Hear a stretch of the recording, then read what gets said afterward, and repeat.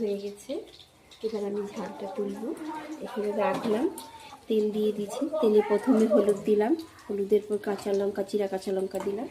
তারপরে এই সরষা পোস্ত বাটাটা আমি দিচ্ছি তেলের উপরে।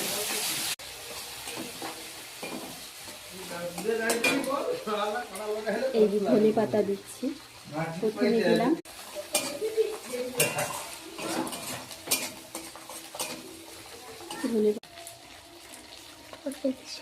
এবার আমি জলটা দিচ্ছি। একটু ধনে সরষে পোস্ত রাখছি বাটা, এটা লাস্টে একটু নামানোর আগে দিয়ে ফুটিয়ে নামিয়ে দেবো।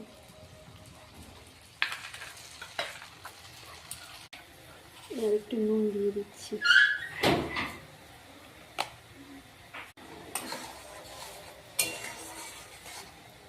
সরষে পোস্ত বলে মাছের ঝাল বেশি ফোটানোর দরকার নেই, জলটা অল্প করেই দিতে হয়।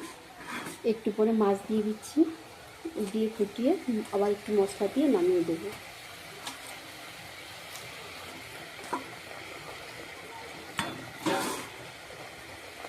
পোস্ত বাটাটা দিয়েই দিচ্ছি।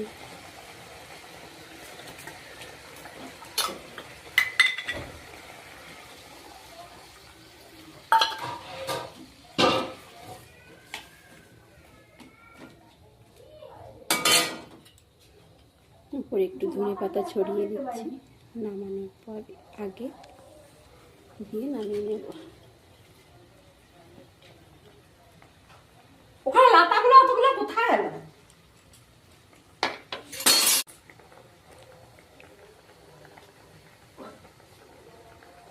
না বাবা যা।